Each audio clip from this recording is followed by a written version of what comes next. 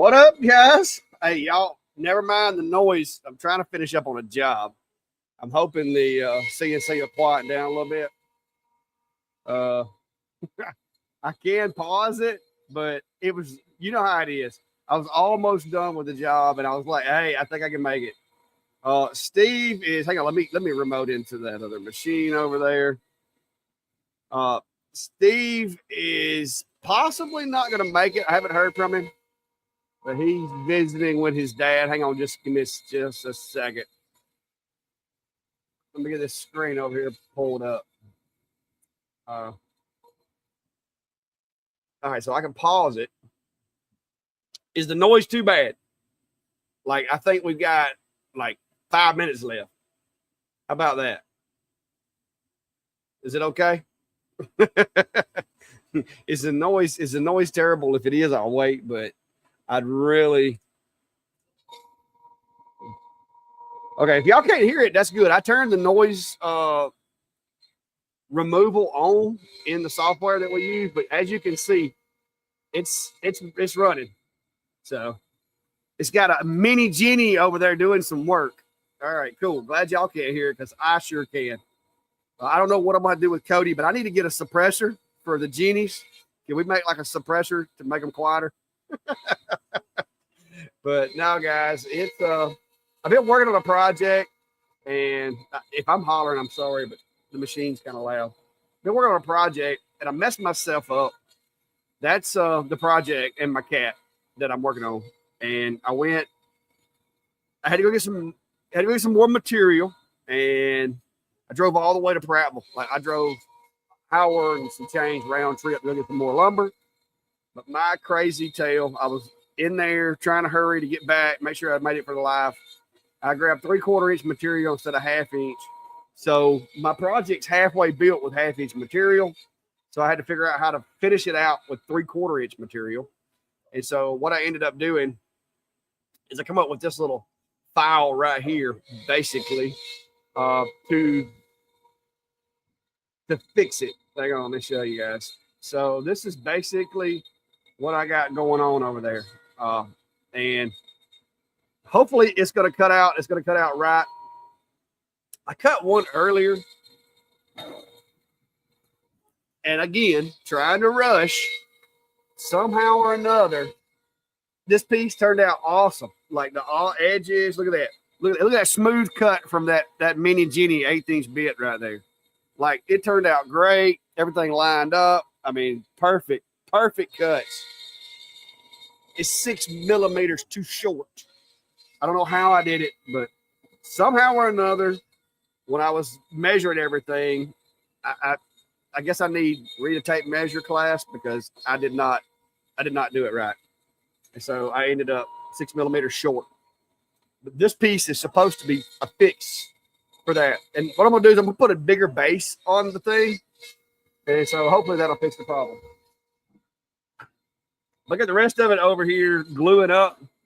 Broke out the clamps. I've got that part gluing up. And I'll show you kind of how it's supposed to look.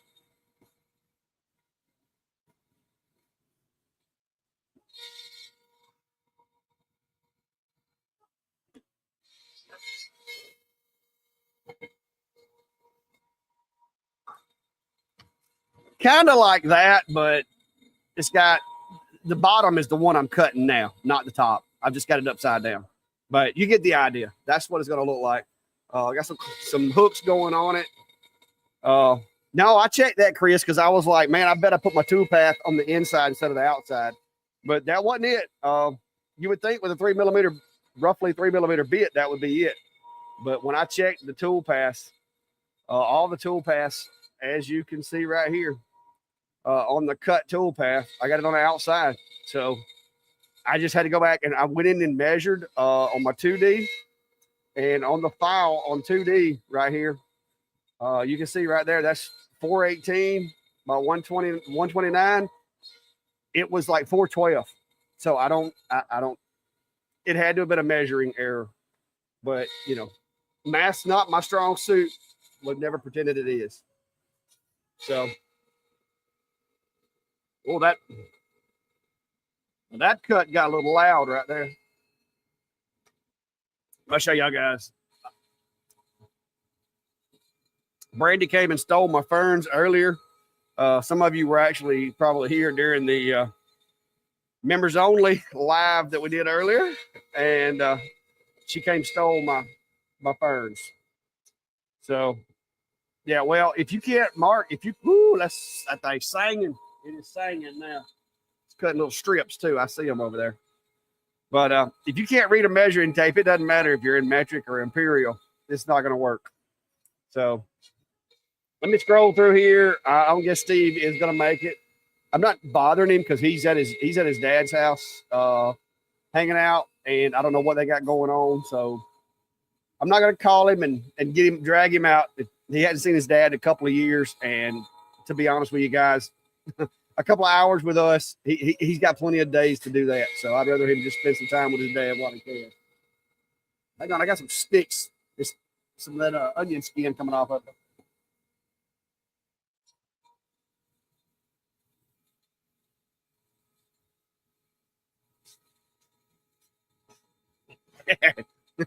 Apparently, some of my lines didn't overlap. So, woo. But yeah. Well, let me scroll through here and see who all's in here. I see we got us 151. Not exactly going gangbusters, but definitely good night. So starting up here at the top, thank you, Robbie. And also welcome to the live again. Miss Sharon, Nipa. How are you? Chris Gallagher. Hello, Chris. Ronnie Tackett. Hello there, Ronnie. How are you, sir? Tom Dukerist from Phoenix. Yeah, I just went like in the general vicinity of Phoenix this past week, coming back from CES. Hello from Colorado. I finally, after 49 years of living, got to visit Denver temporarily during a plane change this past week. So Mr. Jim Pitts, Woodworker Jeans, laser engraving and 3D printing. Hello, sir. Miss Sharon again. Sounds like she's finished up over there. Once it goes and parks, the dust collection and everything should shut off. It'll get a lot quieter in here. Oh yeah. Whew, I can quit yelling now. So let me turn the mic noise reduction off now. Should be good. So let me go grab this piece and we'll see if this works or not. See if it fits. I'll put you guys on a bigger camera.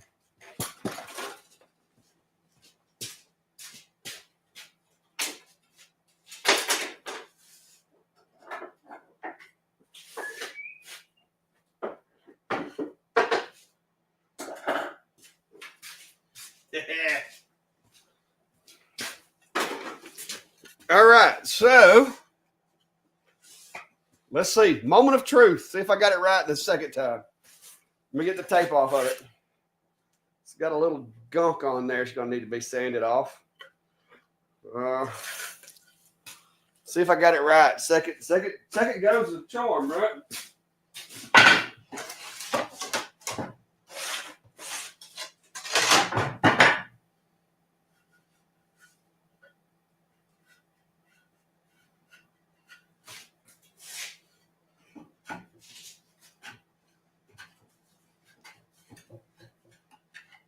Aha! Yeah. All right, it worked. There we go. Once I take my all right. So once I take my clamps off and release some of that pressure, I can put that other one in there. So that's good. It worked. Thank you. Okay. Echo, turn off the middle light. Okay.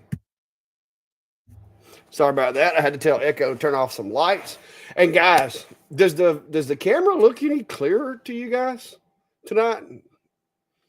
Did a little work on the camera earlier during the members only event, and I think the guys that were in there and girls helped me get my camera straightened out. So I think it looks clearer from what I can see, like a little higher resolution. So yeah, I bought a new camera a while back, and it was supposed to be an upgrade from the one I had. and it ended up actually looking worse, in my opinion. But now I think it looks better. So yeah, as far as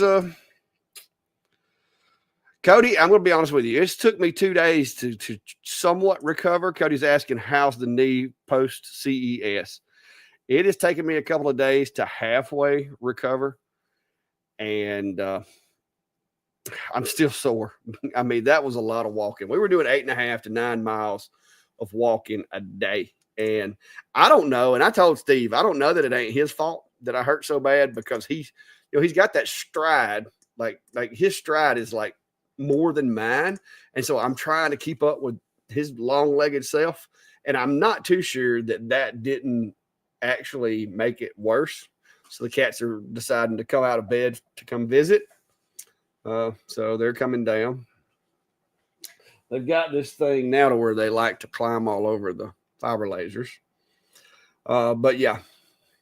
So I got a few pictures. I'm going to be putting a video together to show you guys.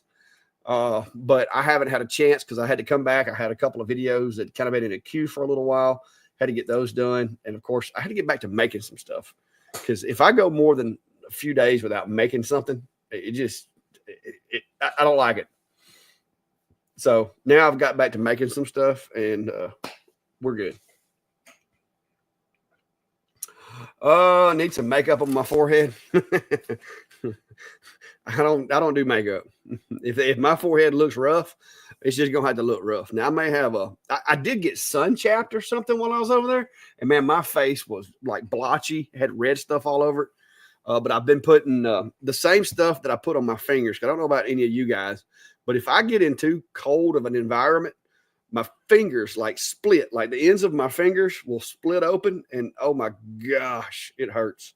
Especially if you working with alcohol or something. But it got bad. Like my fingers started splitting while I was over there. My face dried out. That wind was getting me. I think it just that dry atmosphere. I'm used to living over here in the jungle. So Steve is not with us.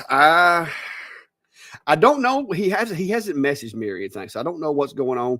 Maybe he forgot to set an alarm. Maybe the time difference got him. I'm not sure. I guess I could. Wait a minute. Oh, wait a minute. He actually had sent me a message, apparently while the CNC was running. So apparently he says, I don't think I'm going to make the live stream tonight. Been in bed past 24 hours with a chest cold and lost my voice. Oh, me.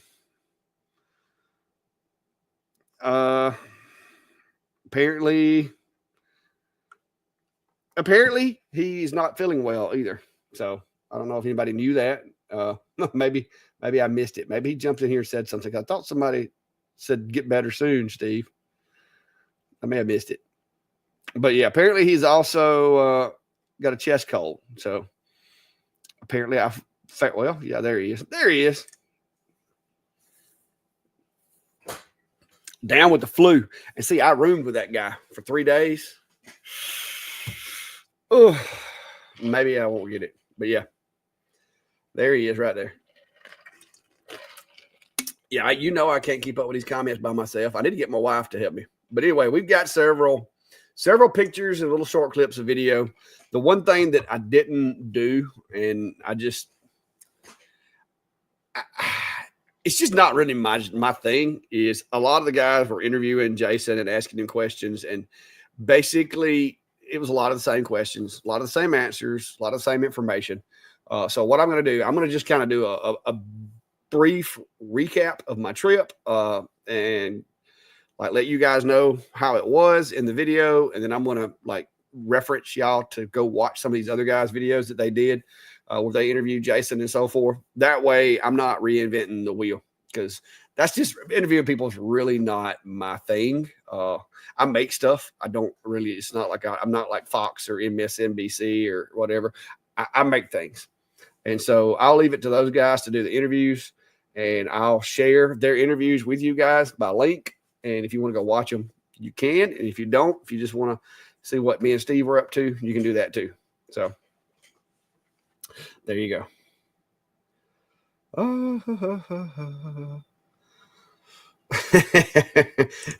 Well, Brian, I thought I was going to get more snow than Steve had this week, but it wound up missing us. There goes Tiger. Tiger, y'all don't get to see very often. She's not real friendly. Like, she doesn't like people. So that was Tiger that just went down the hill. But yeah, the whole thing in a nutshell is we had a good time. There's lots of cool stuff over there. And man, the only thing I bought was the backpack that y'all, I don't know if y'all saw it or not. I guess I could go get my backpack and show you guys. For the ones of you that may not have saw it.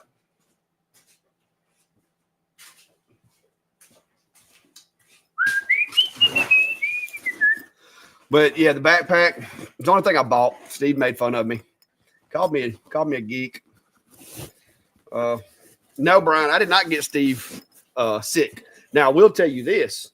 The whole time I was over there, see, I take multivitamins, and I pretty much have for the past 20-something years. Like every morning I take a handful of vitamins, and so I don't get sick very often.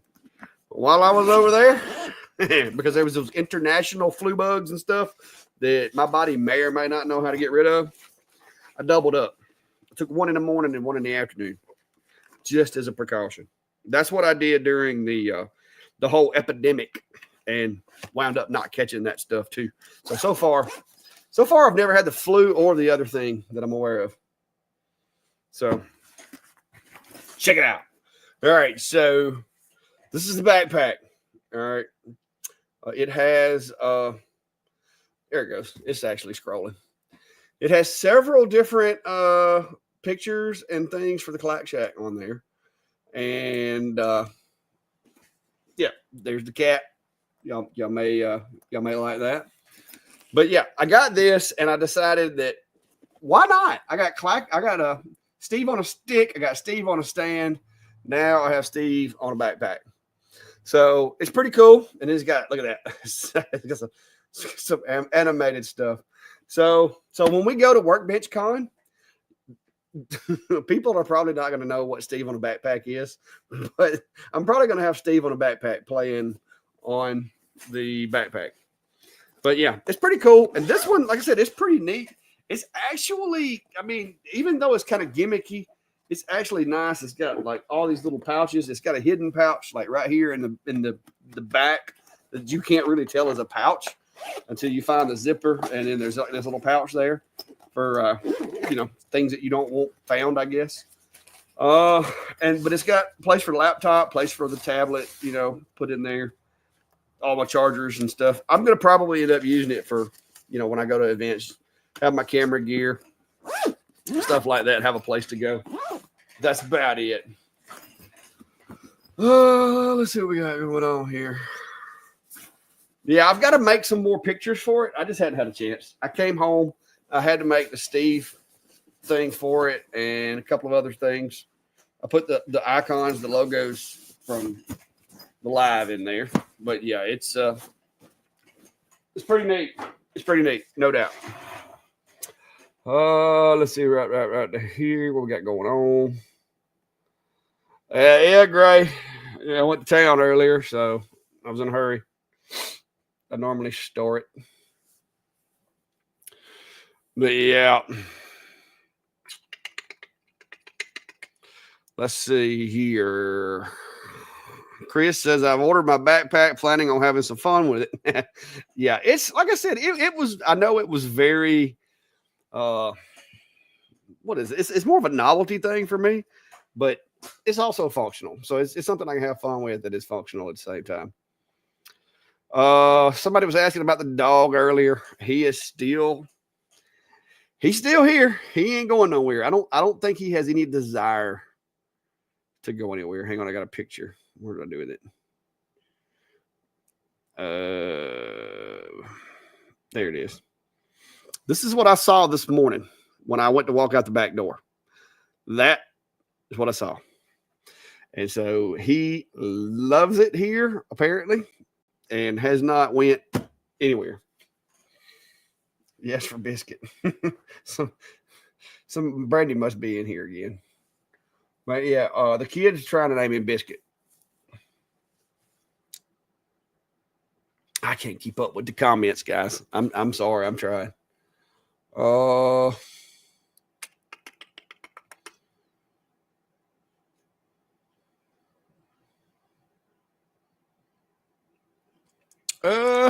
what's it say? That's like I think you left some of it off there, Robbie.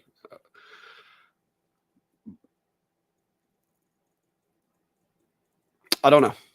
Some of that's gone.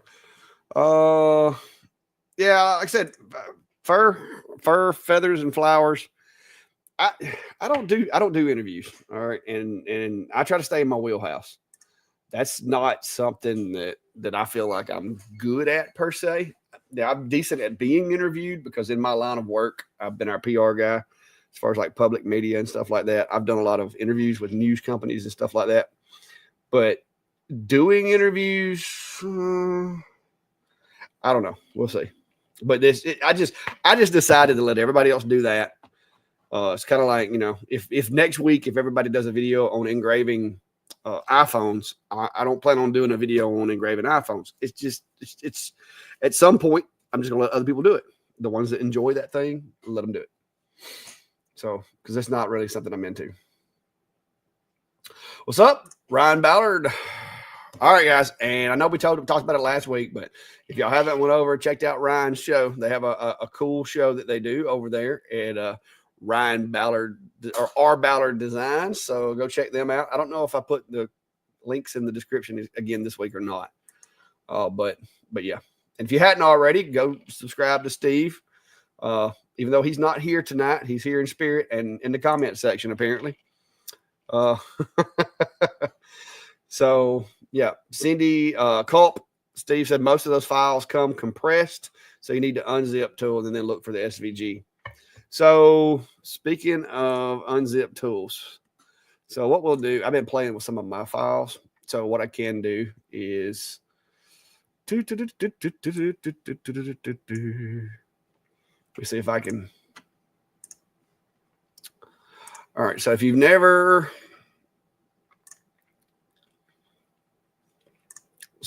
done anything with zip files, typically if you buy something if you get it like on Etsy or somewhere, it's going to come as a zip file. All right. Zip files, the way that you're going to want to interact with that is when you download it, it's going to look like this. And if you have a Windows machine, it's going to have the little zipper on it. All you got to do is right click and then hit extract all right there. And it's going to throw this little box up, which is basically going to say, where do you want to save the stuff that's in that folder? And you can change this to wherever you want to by hitting browse. You can click on your downloads folder or whatever, and then just hit select. And then when you hit extract, it's going to take all those files and it's going to take them out of that zip file and put them in a folder. Your computer, Lightburn, XCS, or whatever cannot make heads or tails out of a zip file because it's basically its file extension is .zip. So it's not you're not gonna be able to see it. But once you unzip it into the folder, now you actually will be able to see the image or the whatever it is, the file that you're downloading. So that's how you got to go about doing that. You're going to want to unzip those. And if you get any files from me, they will be zipped. Most everything I get on Etsy is going to be zipped. So, oh, she said she did unzip them. See, I can't keep up with the comments. I have a Cricut for years, so I'm familiar with unzipping files. What is the problem? I missed the problem, Cindy. Where's the problem? What's the problem here? Cindy. Okay, well, there we go. From Creative Fabrica. Ooh, I don't have Creative Fabrica. Now, I will tell you this. There are, not all SVGs are. Xtool software doesn't like all SVG. I have found, and I didn't know this was actually a thing, but some of my SVG files will not work with a Cricut machine because it's something about it's different. So I have had to download Inkscape, and I can open those files. If it was made for a Cricut, I can open it in Inkscape. Inkscape will open it, and then I can export it to like an SVG or whatever, and then it works fine. So I don't know if maybe try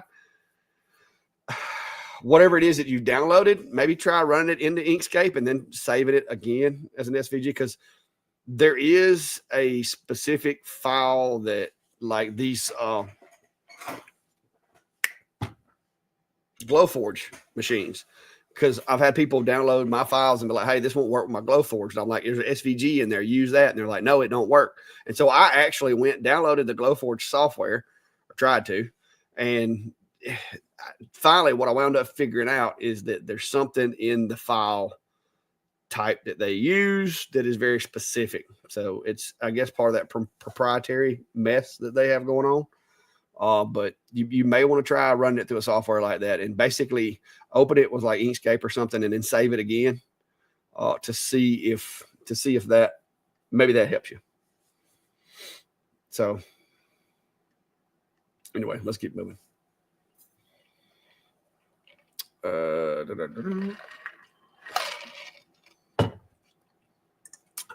Cody, I bought it at CES. I don't know exactly I tried to find it on Amazon. They've got some for about $150 that look really similar, but I can't swear it's the same one. It looks like it's the same one. It uses the same app, but I can't be certain. Let's see, where was it at? Backpacks. Let's see, was that it? It's similar. All right, so this one is similar. It uses the same, looks like it uses the same app that I'm using. So it looks very similar. The backpack that I've got does look a little more like the straps and stuff look a little more effort went into them. So I'm not sure it's the same exact one, but that is a similar. They're all over. They are all over Amazon. But yeah. But if you want to use a link, you can just go to my Facebook or my Amazon page and shop from there and do that way. But yeah, that was like $95. I found one that looks more like mine, but it was like $150. So it's a little more expensive, which I was glad because that's about what I paid for mine. So, but yeah. Lori C says hi from Indy. I'm in North Dakota. Is that right? I think, yeah.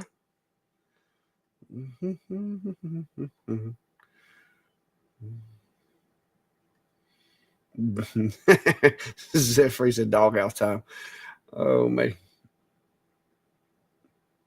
Yeah, that is definitely that. It's gonna be marketing, advertisement. I mean, I've had it in 2 different videos. I mean, yeah, it's definitely something that we're gonna hang on. Yeah, Norbert. Yeah, I didn't need a dog. I done turned down a couple of dogs. Tim talking about the cat door is gonna have to get bigger. Let me show you. I got something to show you on that one. So the other day I was sitting in here working and I started hearing some noises and I looked over at the cat door and that's what I saw. So he's done tried that. He's done figured out that hole comes into the shop, and he likes hanging out with the cats. He really hasn't tried to mess with them. Now, if one of them runs like right there in front of him and it takes off running, he runs after it. But so far, I haven't seen him actually try to hurt one of them. But they will run from him.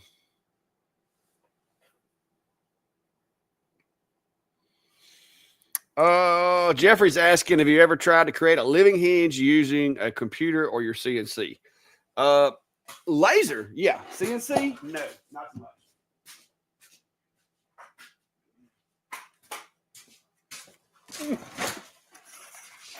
I made this a while back, so it's like flexible, and this is not like expensive material either. This is the Luan that I use, and I did this. I created this basically using the array tool in Lightburn, and I just made like the one section, and then use the array to replicate it. And it's held up pretty decent. It's been sitting in the shop now for probably a year. I just got it sitting on the shelf over there. But considering this is just Luon, I got one little place where it's trying to crack. But if you look, there's like a little void in the material there. And like I said, this is not the this is not the good material. This is just like simply Luon. Bobby's asking about the files from Creative Fabrica, saying he's able to use them with XCS. And like I said, I don't have any experience with Creative Fabrica. I don't use it. I've only used Etsy.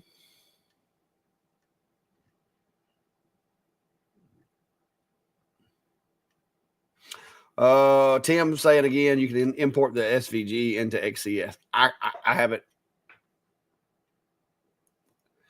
tried. And T Lee, I guess, is aware of what I'm talking about.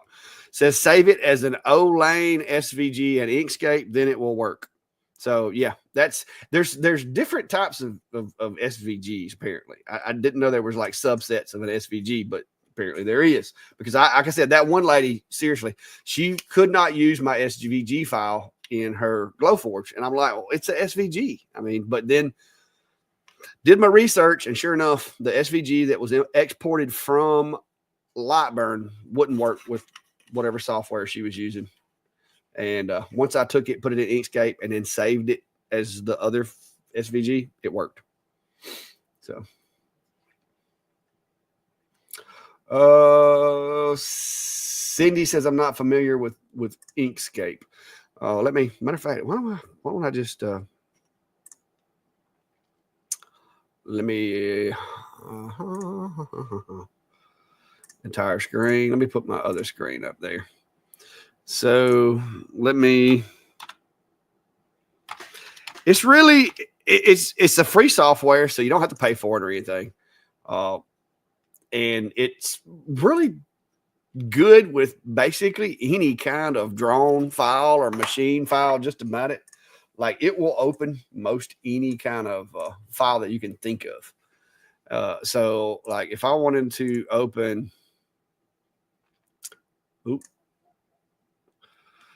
see, here's where I actually, this matter of fact, this is where I had to create one for Inkscape users. But yeah, you can go in. That's just a regular SVG, and that's a different. Let me see if I can get the properties to pull up. Well, it's not wanting to. Oh, overtaxing my computer. So yeah, both of those are SVG files, but for some reason, when she tried to use it, it would not work. And I had to go in and open it here. And then when you go to export this thing, like, there is all kinds of different options and so forth that you can do.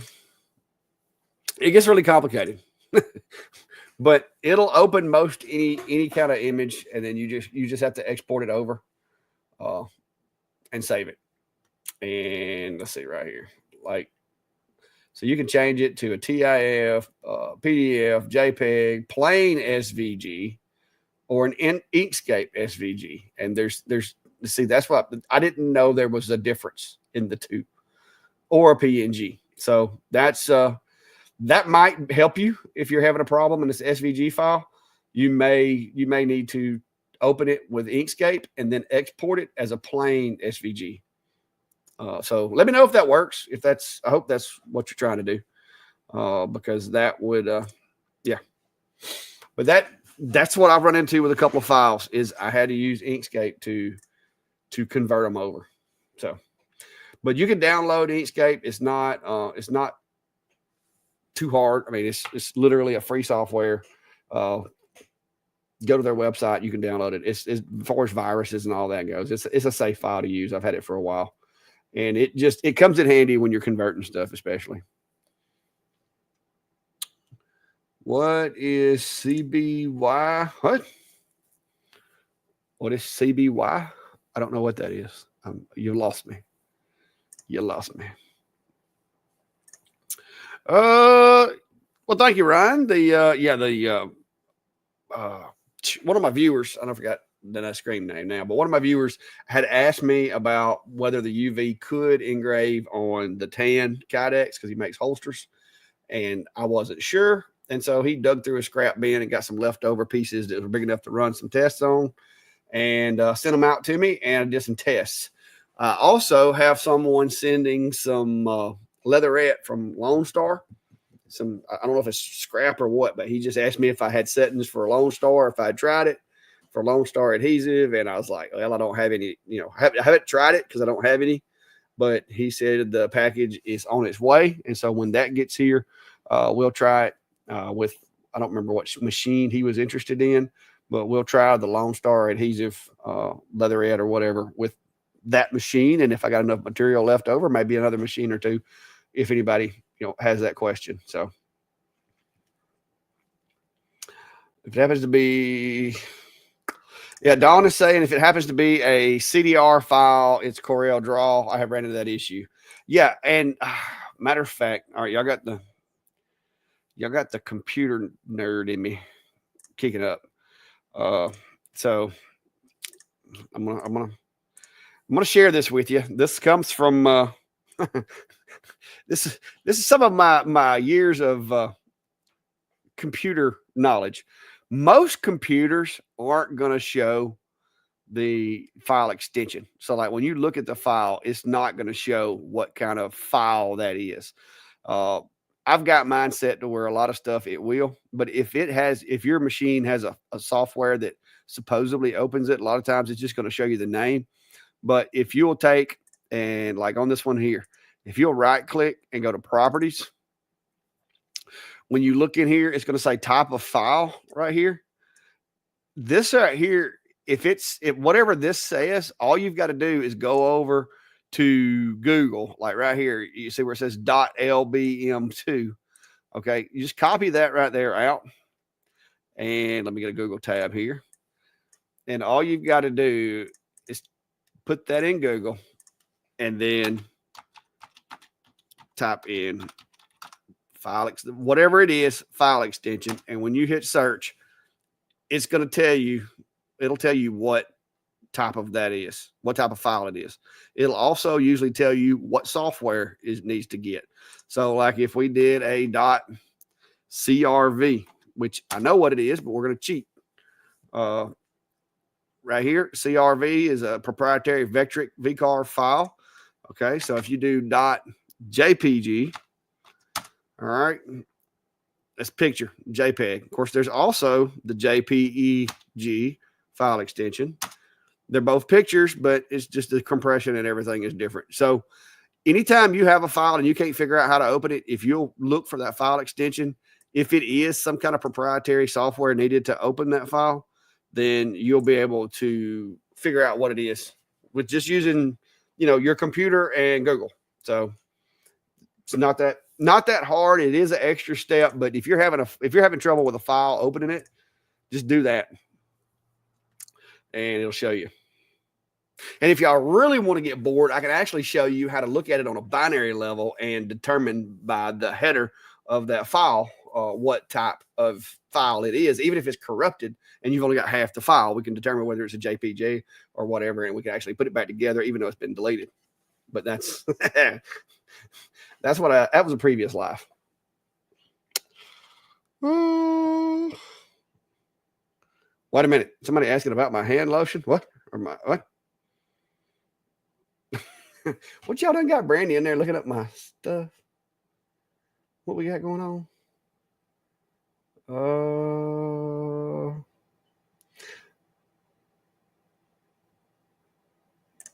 All right. So who's asking about my hand stuff? I missed it. But yeah, I have to use the hand stuff because my hands get really, really rough. You can ask Brandy; they will like scratch you. Like this one right here, even though it's like healed back mostly, you can still see where it was cracked. Like see that little crack right there? Yeah, they crack, split, tear, and I didn't take it with me because I was afraid that I was going to get like tackled in the airport because I had like a container with some paste in it or something. I didn't know. So yeah, I didn't take it with me to Vegas, and it dried me out. Like I'm steadily having like just reusing my stuff. I ain't got any of it out here. I keep it in the house.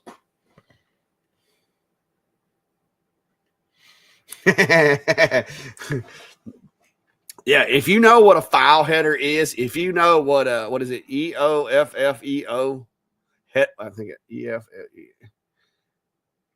FFEO.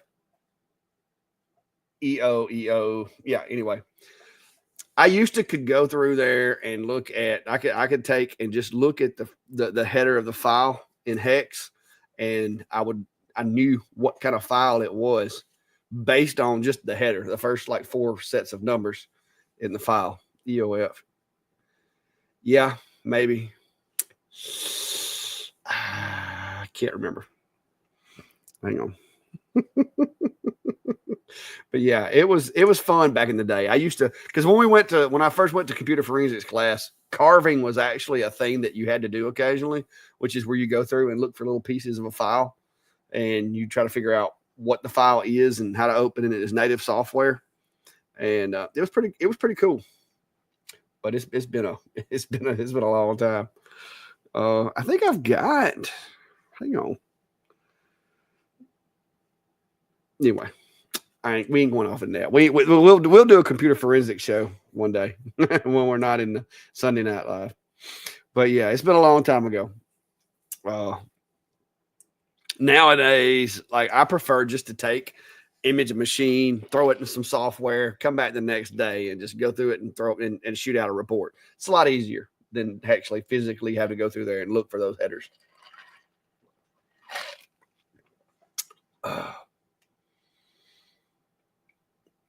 Yeah, what was God, y'all got me now, y'all got my brain.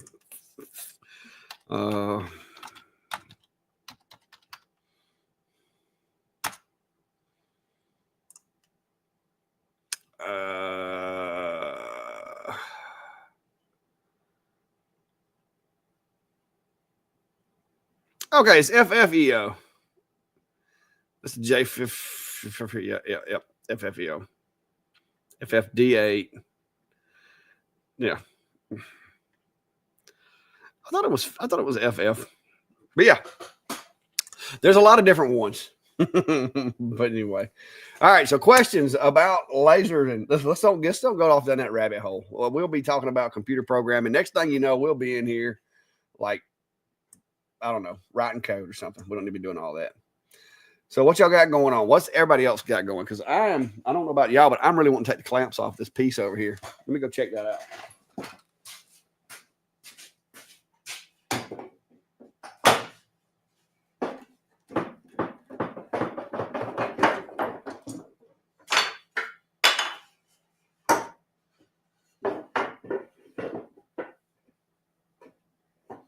Look at there. All right, let me get some glue. Hang on. We'll glue this up in just a few more minutes. Hopefully, we can see if it works.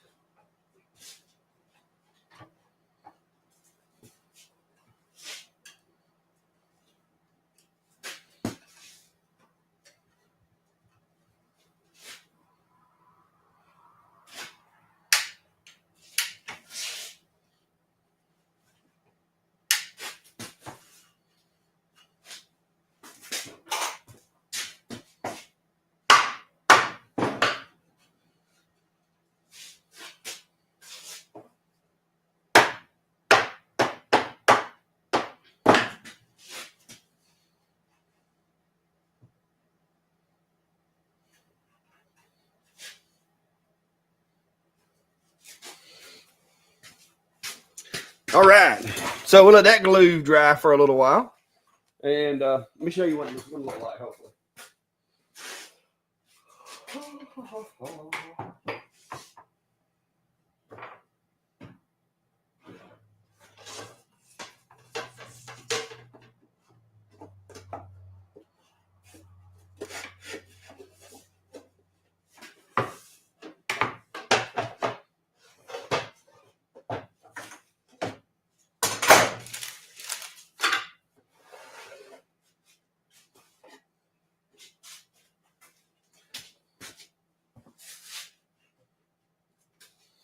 Now, I've still got to put some, still got to do a little more work to it. It's got to have the brads and all put in it. I'm just gluing it together right now. Once I get everything assembled, I'm going to put it together with some brads and staples and stuff. But that is what I got going on. I got some hooks that are going on the side of it to hang coffee cups off of. And that is going to be basically it's a giveaway. And this is a prototype. I've got some oak that I'm going to probably use and make another one with. But this is a giveaway for a local charity that I'm going to be donating to, and they're going to be auctioning it off. We're going to be putting the coffee cups with it. I've got a box of those over there that Brandy went and got me earlier. We're going to engrave those similar to what I did with the Clack Shack logo, but I'm going to put some cups there. Hang on. Ooh. So it's going to have some coffee cups with it. These are going to be Clack Shack coffee cups in the beginning, but Brandy has said that we need to also offer if they have a logo or something that they want, that basically if they win this on the bid, then we will take, and we got 4 other cups that we can swap them out and put their logo on them, or let them just keep the ones that come with it or whatever. But we got similar to these, but I got a whole box of them. I think she went and got me like 10. So yeah, we're going to be doing that. This whole box, like the back is actually, I cut it on the X40, the very back of it. This file, this whole little coffee station file that I have built, that whole thing is machine crafted. There's no tools that you have to make this so far, other than maybe the brad nailer, which you could technically pre-drill it and use screws, which I haven't ruled out because I'm afraid that this little, you know how brads are. Those things get a mind of their own sometimes, and you shoot them in there and they like turn and pop out somewhere, and then you're, So I'm not 100% sure that I'm not going to turn around and pre-drill it and just put a couple of screws in each side, because it's not going to take much. The glue alone is going to hold this thing together, because the back, once I put the back on there, I am going to use staples on the back, little short ones. So once I put that together, glue it up, and then put the back on there, it's going to be really, really rigid for something that's just holding coffee cups, a thing of coffee, and maybe some stirring sticks and honey. So that's what I'm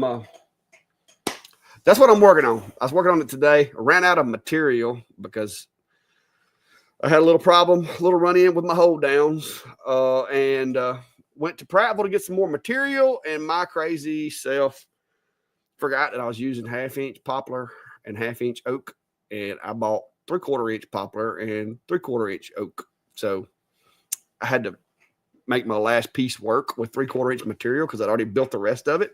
So that's why, if you notice, like that whole thing is built out of 1/2-inch material except for the base.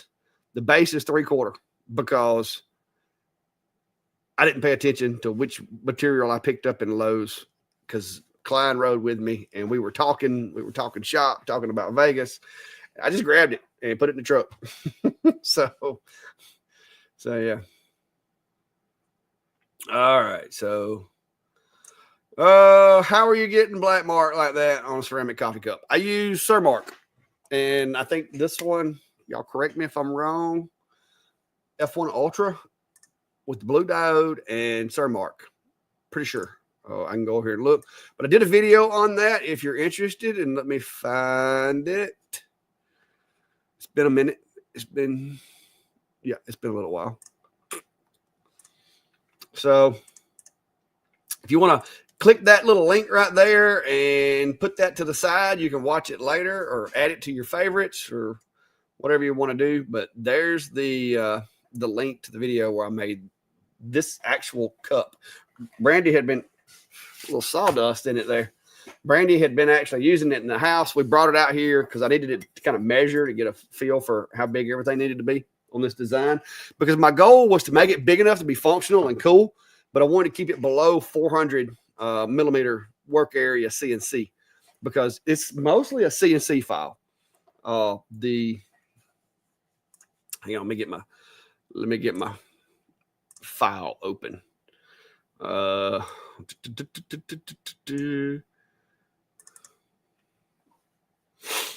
it's mostly a CNC file, and let me get it to where I can show you guys. Let me get it up on the top screen. That'll work. So you can see here, the way I did it is because I have a 4-foot machine, which I'm changing this up because what happened to me on the first go around is out of all these pieces, I had to remake a couple of pieces because I was using 4-foot pieces of material, and this darn end toward the back of the machine, the work holding that tape that I was using, because they're so close to the edges, I was using tape. Tape came loose and messed this piece here up. So, and then no, it was this piece. I reversed them after it did it, but it messed one of these up. So I had to burn or cut a couple more. But this file basically, once you let me reset the preview all toolbars. So once you cut all the pieces out, like that's the two sides and the shelf, you just put them together. Like the holes are there, they're lined up. You got to tap them together a little bit with a rubber hammer because the tolerances, I've set the tolerances really tight. And so you tap those together and add 2 more shelves to it on that second screen that you saw there, like over here, which this one's just extra because I had to make another one. But you add these other 2 shelves to it. You got the 3 shelves that go on it, as well as the 2 sides. This piece needs to be deleted now that I've redone it. But yeah, it's an easy little job to run, and it doesn't take this material. Literally, I picked it up at Home Depot or at Lowe's. So it's just an easy, simple project that you can do. Even somebody that doesn't have a lot of tools can use that. So like you can actually make that with just a CNC and just a 40 by 40 CNC for the most part. Because most of the 40 by 40s, they have like 420, 415, 400. I think the Genmitsu is like 440 maybe. So it's just a cool little CNC project.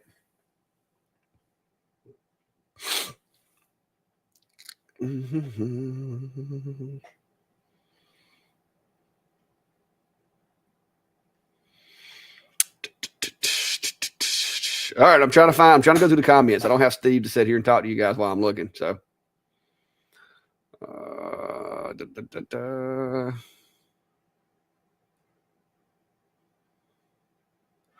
okay, somebody said something. Gray, where's Gray's comment at? Oh, come on, logos.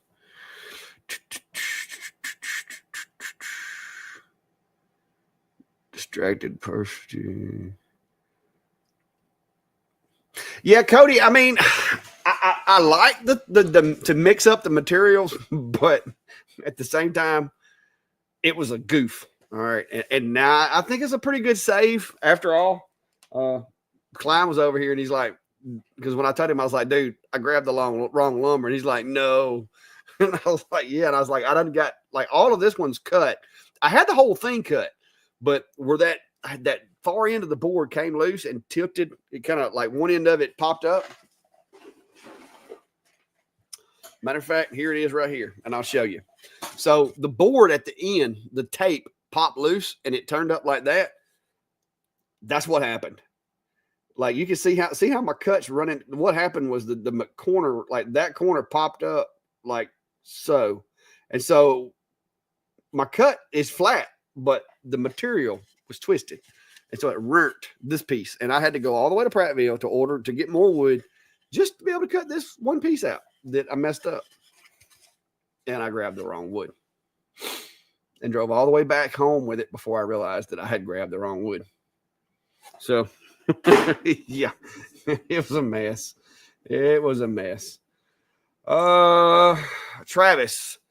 Well, so far, Travis, I've been able to cut anodized business cards. I've been able to cut those mostly. Like when it goes circles around them, they don't just like when you lift the card up, it don't just fall out. But you have to put a little bit of pressure on it and it'll pop out. Now you probably could do more passes and cut through it. I've cut leather with it so far. Let's see, what else did I try to cut? I haven't cut any acrylic. I'm wanting to try it, but I haven't done it yet.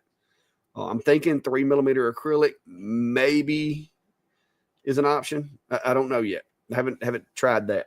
I accidentally found out it would cut leather, and I was just really impressed with that.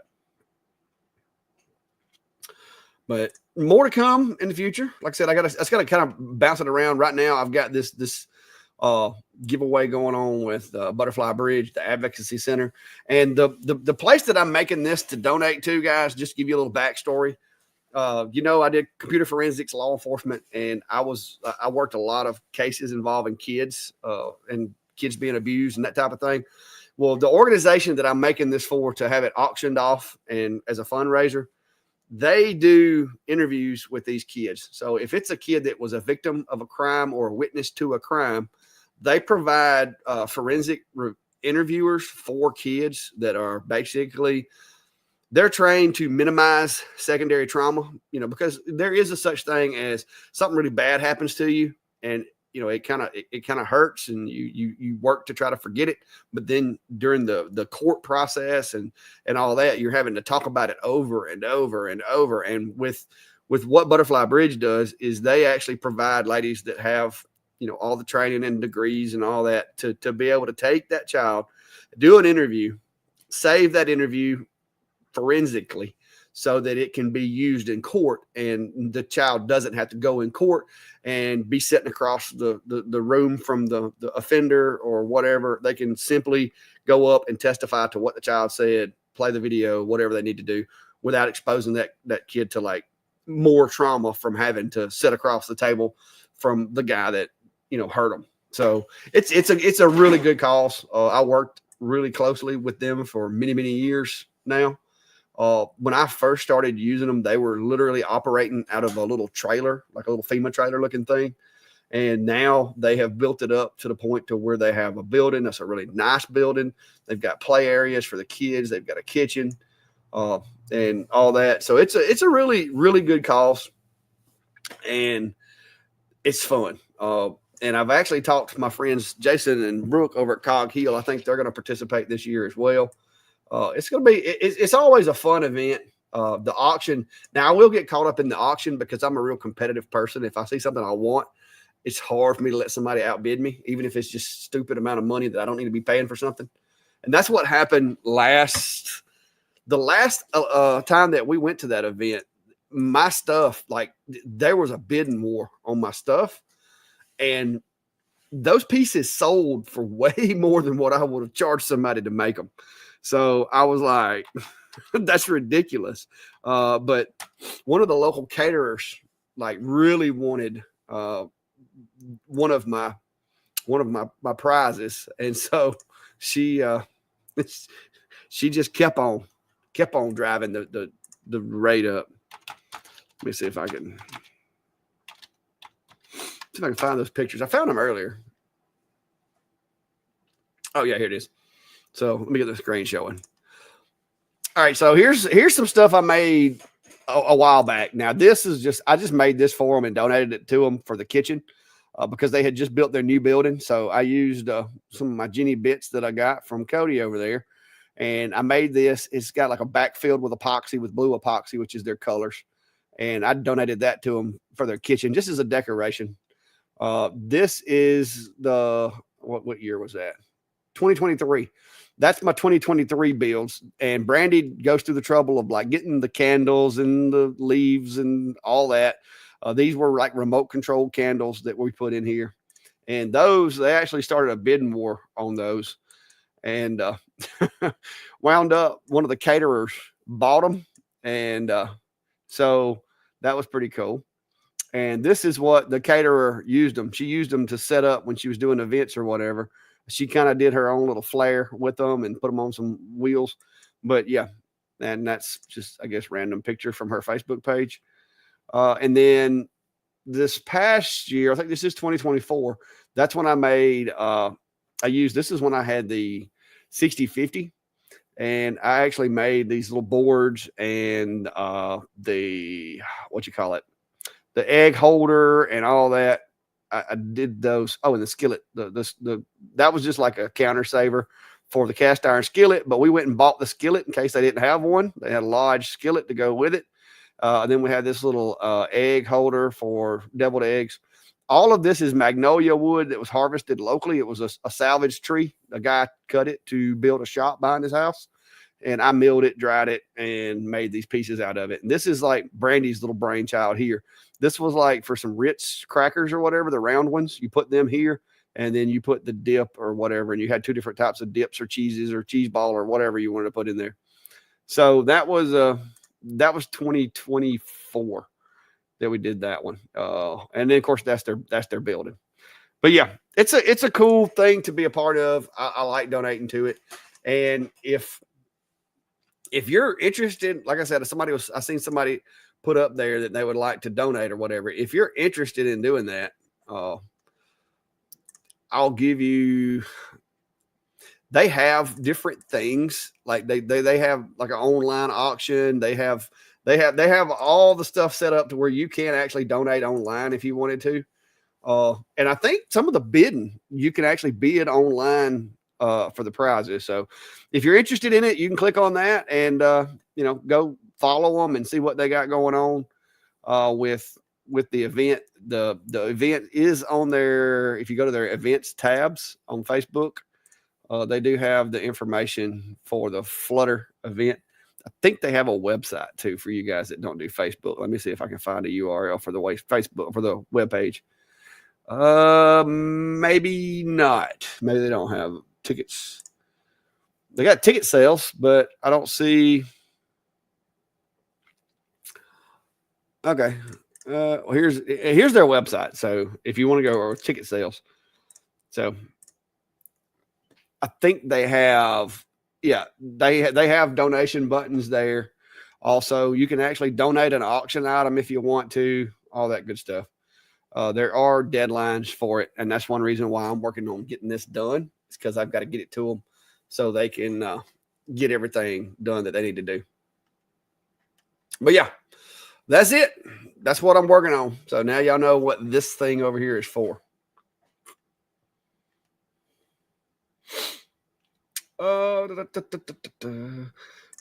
Trade Skillers Anonymous is asking, does anybody have experience with the Gweeke fiber lasers? If so, any feedback? I have not. I've seen a few people using them, but as far as me hands-on, I no. Haven't had any problem and any experience with those.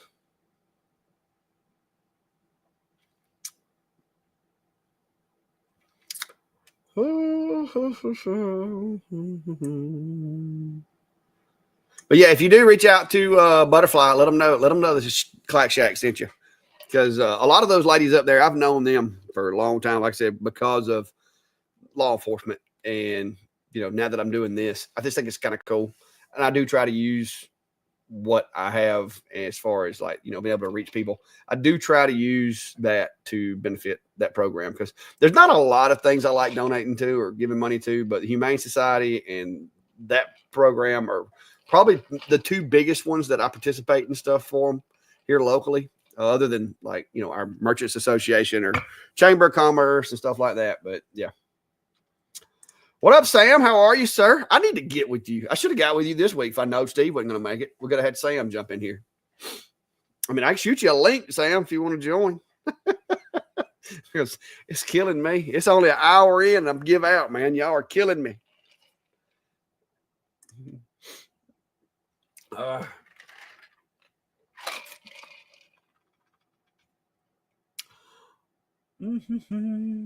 Yes, John, the dog has not left. I'm surprised he hadn't stuck his head in the cat door over there yet. I guess I got to try to arrange a trip to the vet's office this week. Cornbread said you act like you were old or something. Talking to me? I am old. I'm almost 50. But I will say, though, I'm enjoying it. Print anything cool lately? Now, I haven't used a 3D printer. I've been going to, ever since I fixed the trash can, I've been going to Las Vegas pretty much.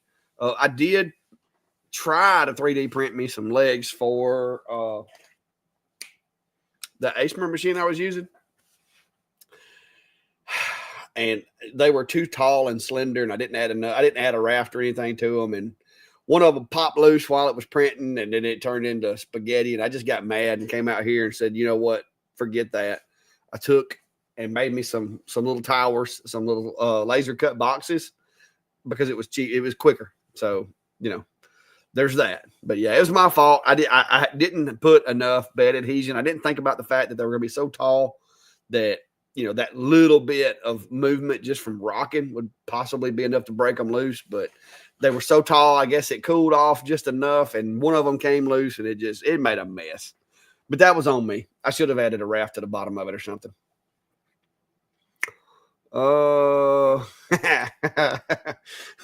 Since Steve isn't here, it isn't as much fun to ask what that sign that says 262 is.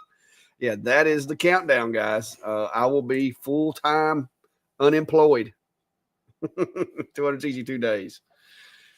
Hopefully they'll start sending me that check. I should get my first check for being retired in October. They told me I'd get it in October. If I turn my paperwork in, I should be able to get it in October or November. So it'll be my first check. It'll be like in November.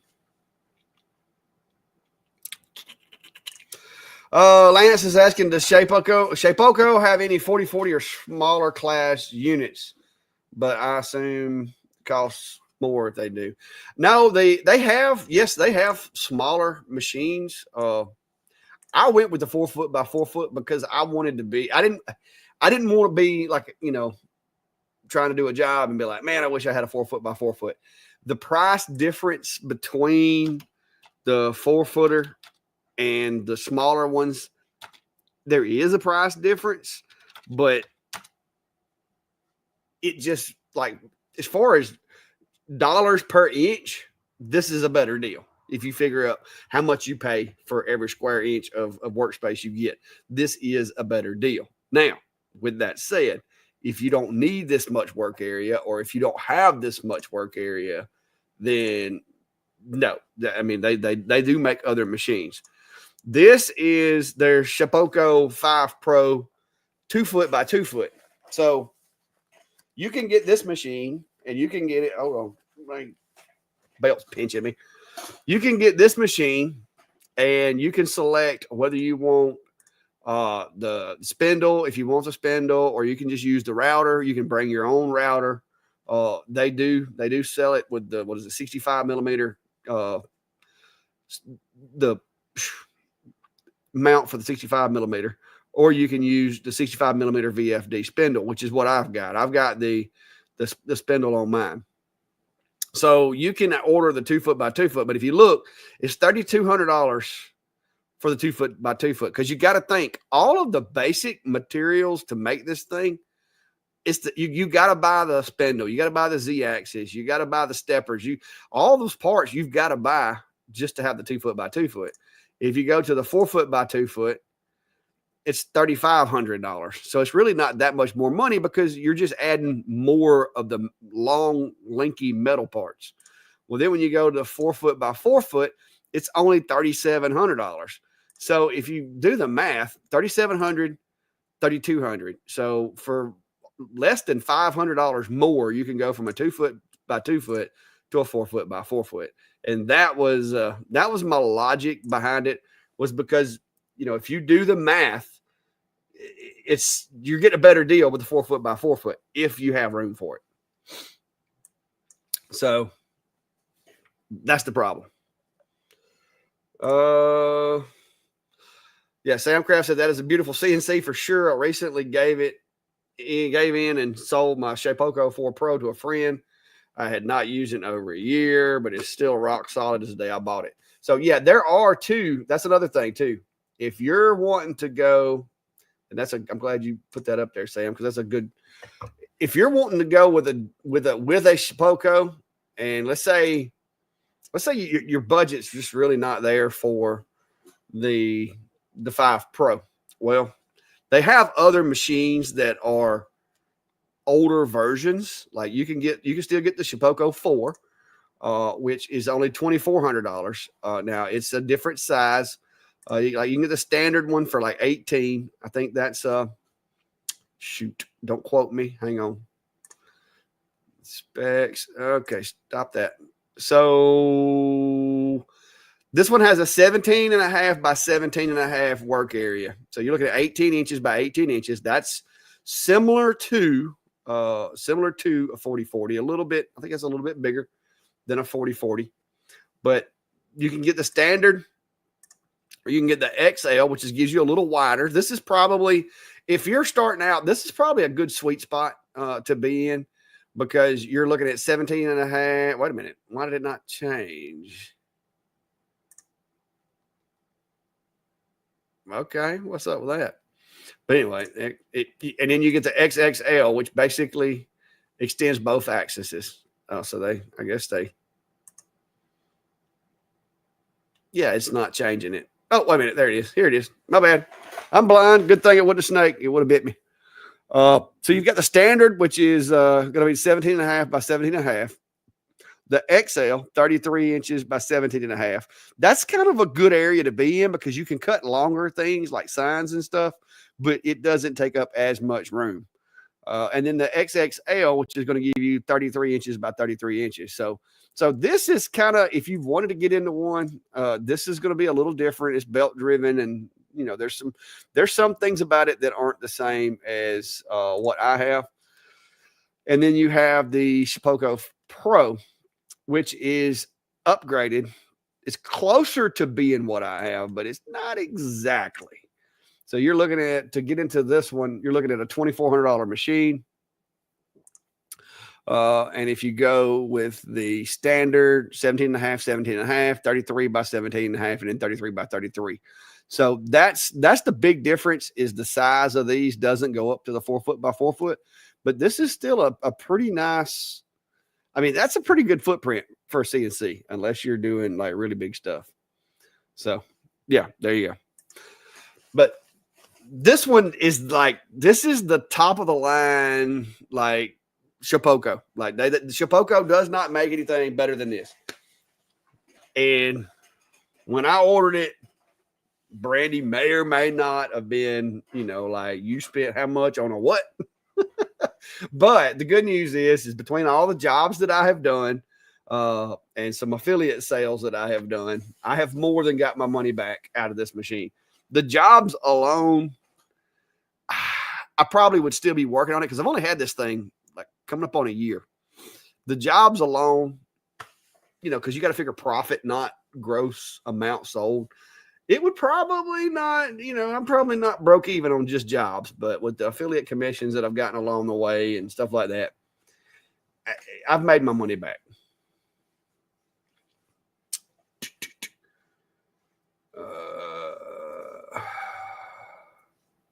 Oh, thank you, Brian. Thank you, Brian. Hey, if I'm screwing up the chat, y'all overlook me. Wait a minute. Where did he go? Oh, there you go. Yeah, no problem. I'm glad to be here doing it. Like I said, I hate Steve's not feeling well, but I wouldn't want him in here if it doesn't feel good. Sam Harold's asking, do you still have a CNC? I think he said he sold it, if I'm not mistaken, recently. Yeah. He says, Sam says, no, he's only got lasers and 3D printers now. So yeah. But here's the thing, guys. I mean, just like with your businesses and with mine, is sometimes when you find that your area or the contacts that you have made, you find out that this product sells a little better than that product. Sometimes you have to be able to pivot. There's a lot of businesses that haven't survived being a business because they didn't know how to pivot. Case in point, you got companies like Kodak, who actually, if I'm not mistaken, I could have this mixed up, but they actually invented digital photography, but never really leaned into it and wound up getting left behind in the camera industry. You've got, I know everybody remembers Movie Gallery back in the day. Movie Gallery was like huge. That's where you went to get your DVDs and your VHSs. Well, they actually had an opportunity to switch over and go into digital, but they decided that we're not gonna do that. We're gonna keep selling, renting DVDs and renting VHSs. And anybody seen a Movie Gallery or heard of movie Gallery lately? Not so much. Kmart. I mean, you name it. There's a bunch of businesses that have failed because they got too locked in on one thing. And if you're doing it as a business to make money, sometimes you have to pivot to be able to stay into making money. Now, if you're just doing it because you have fun and you don't like doing that other thing, by all means.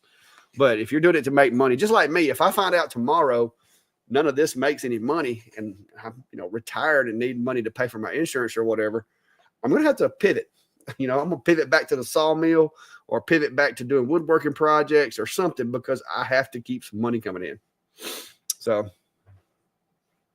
yeah, fur, feathers, and flowers. A lot of the old school stuff is coming back. My daughter, we have an old camcorder that we kept only because we had a bunch of tapes from when she was young. But my daughter loves collecting old stuff. So yeah, there is a small group of people who do like using film cameras in the professional photography or the hobby photography world. But as a whole, you're not going to see me go buy no film camera when I got this in my pocket that takes 3 times better pictures. That's more of a niche type thing now. So I don't know that. I mean, even though they're coming back with it, I don't know. It's just kind of like if Ford released a new 2025 Model T, there'd be some people go buy one. If they took the Model T and reinvented it in today's, because think about it. If you were going to make an electric vehicle and you want to make it cool and people actually buy it, take a Model T, rebuild it, slap some batteries in that thing, call it done. People would buy it just because it looks cool. Or a 1969 Camaro. Throw an electric motor in there and some batteries. I promise you they'll sell. That's the type of things that a lot of these companies, that's one thing I'll give Tesla. They're making cars that are just weird and ain't nothing else like it. And they're building up hype around them and they're selling them. So, yeah, Jeremy said that was the Prowler. Yeah, that they didn't market that thing really good, though. I liked it, but it was really expensive.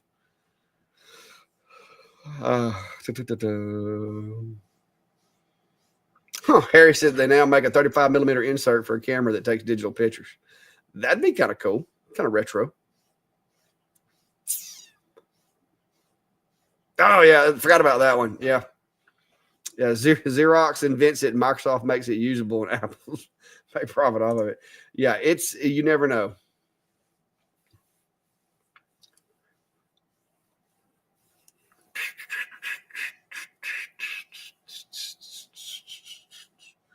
All right. So any more questions, comments, concerns? Sam, what you got going on over there?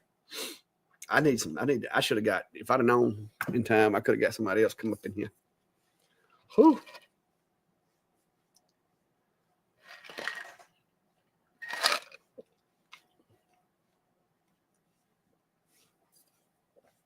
Yeah, Harry, CES was massive.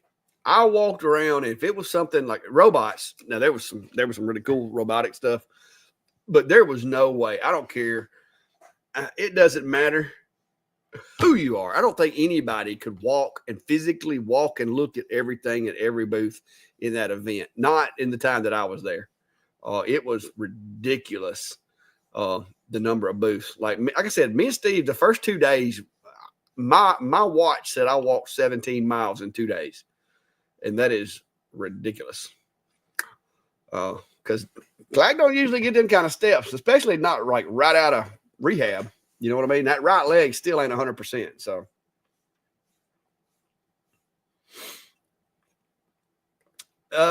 Yeah, Mark. I like I said, the batteries do kind of concern, but you know, I'm not against it. It's just not practical where I live, but you know, in the right circumstances for the right purpose.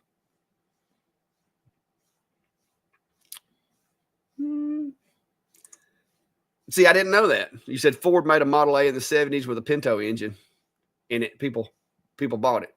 I did not know that. I'll have to go look that up. That's neat.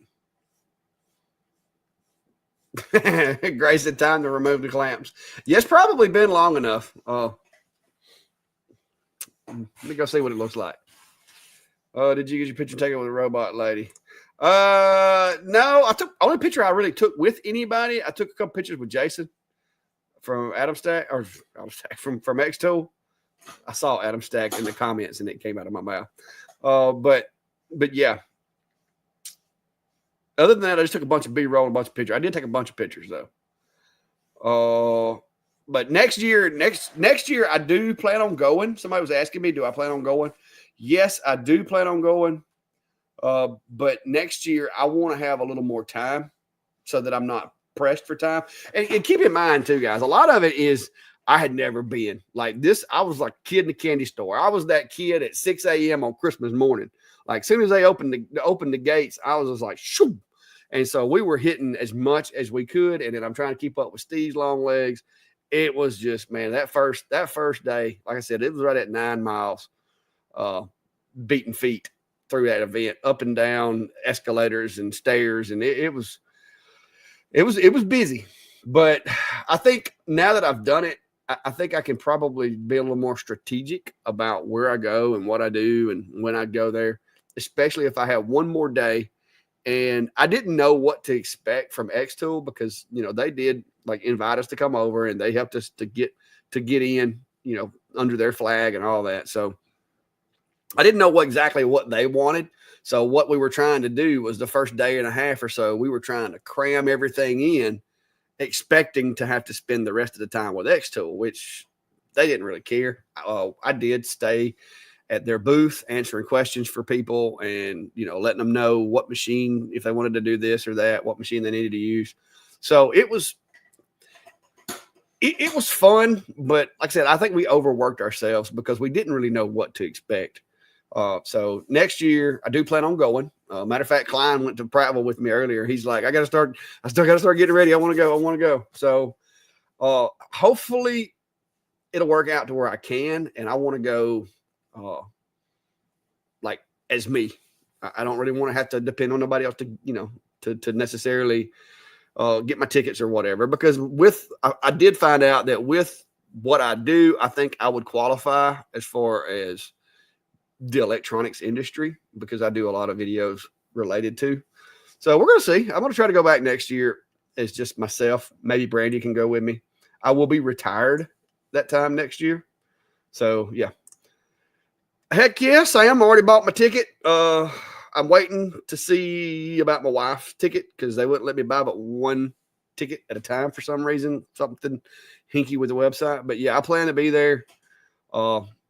I went last year and it was fun. It was cool. The networking and some of the businesses that were there, stuff like that was the funnest thing. Get to meet people like Cody because I met Cody over there. Greg over at STL Woodworking, met him there. I actually got to talk to Zyla Foxland, which I think still to this date is the highest subbed YouTuber I've ever like talked to, shook hands with, met in person. Got to meet Outlaw from over at 731 Woodworks. Him and his wife were there.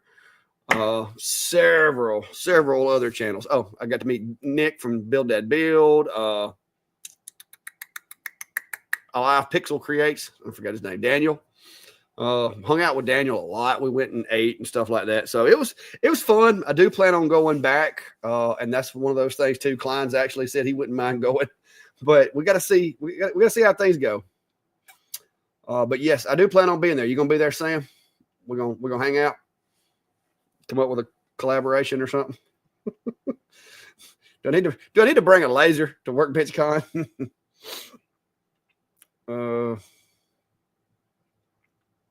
But yeah, I got to meet a lot of people. Oh, wait a minute, Scott. I can't tell if that's. Yeah, there was several people that I actually like that knew me. Like it was weird because I'm in Atlanta and walking through the motel and somebody's like, "Hey, Clack," and I'm like, "Whoa." That was probably the first time anybody, well, no, it was actually like the second time anybody outside of watching me on YouTube actually recognized me. And it was pretty cool. And I can't tell if that's it, but I actually sat and had supper with a couple of guys that watched the channel. We sat in the lobby and had some beverages and ate and just talked shop. It was fun.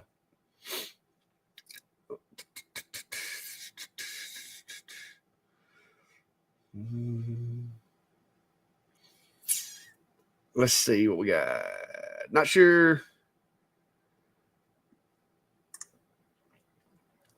Dave, do you have any recommendations on putting countersinks in acrylic?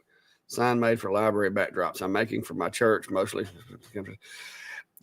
I will tell you, I haven't done a whole lot of countersinks in acrylic, but I have done some like stuff like that in plexiglass. Slow and easy. Do not try to use like an upcut bit. You want to use like a flat bit of some type, because if you put too much pressure on it, it's going to bust and split and make a big mess, and you'll just be mad. Been there, done that. If you have a CNC, you could actually CNC the holes. And if you use, say, a ball nose bit and you went really easy, you could CNC the countersinks as well. I have figured out how to do that. Oh, you're talking about Scott. You're talking about up at okay. We were on Workbench Con. You're talking about it at CES. Yeah. I remember. Yeah, there was like, I don't think there was but like 4 people at CES that were actually viewers. So yeah. I hope to get to see a lot of people next year. I hope to get to see a lot of people at all the events in the next year or two. But yeah, I can't see that little picture, so I didn't recognize your face. It's like this big on my screen. Yeah, burn carve print. There is a machine hiding right there that I cannot tell you what it is. I can tell you it's cool, and it's the only one of its kind as far as how it operates that I've ever had in the shop. So there's that. Because I didn't mention any names or who made it or where it's from or none of that. But it is a very unique machine. Well, Sam, you ought to come over there. Where are you? You're in what? North Carolina, West Virginia, somewhere up there. You should come hang out. I mean, if you reach out to them, Sam, they might even let you speak and like give you a free ticket. I mean, you know, you never know.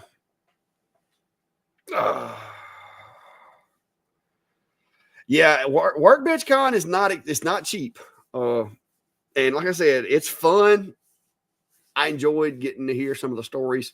Tom Bodette spoke at this past one. That was pretty cool because, you know, I heard the "We'll Leave the Light On For You" commercial my whole life. And to get to actually hear his story, that was pretty interesting. Oh, Jeremy said Galvomatic. Well, based on an email that I received, Jeremy, and this is based on an email, and I've got the email because I'm not going to show it to you because I don't want to give out nobody's email address.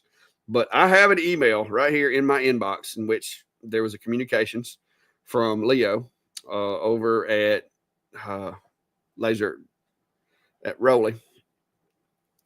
And apparently I'm on the list to get one.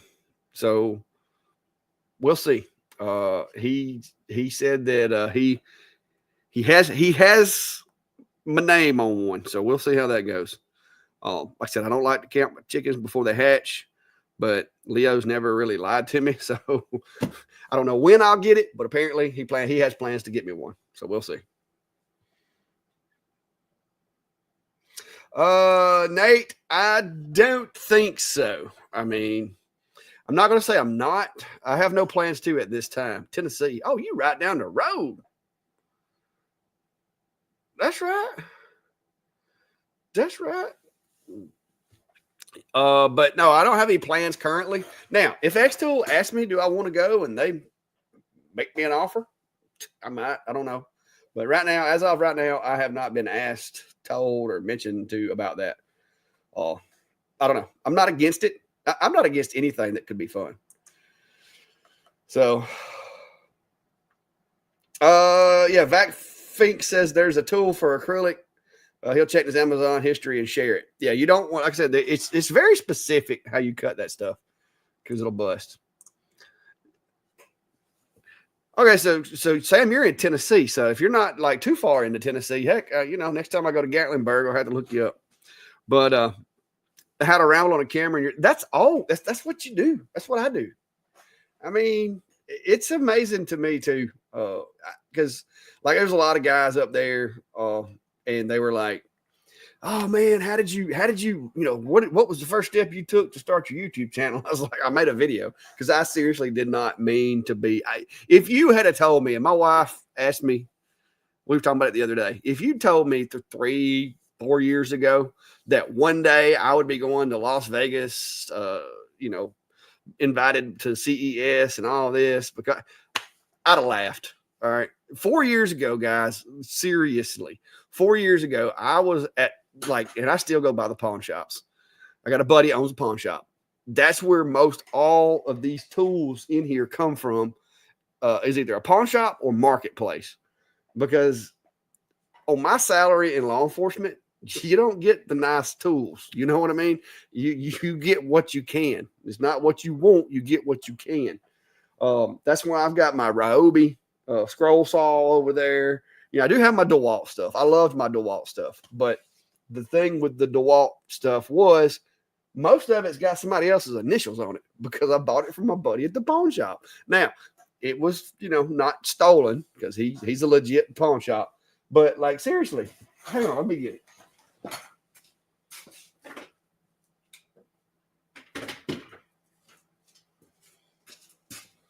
It probably wore off by now, but like, seriously, I can't remember exactly where it was, but like these tools, like they had other people's initials on them, especially the batteries.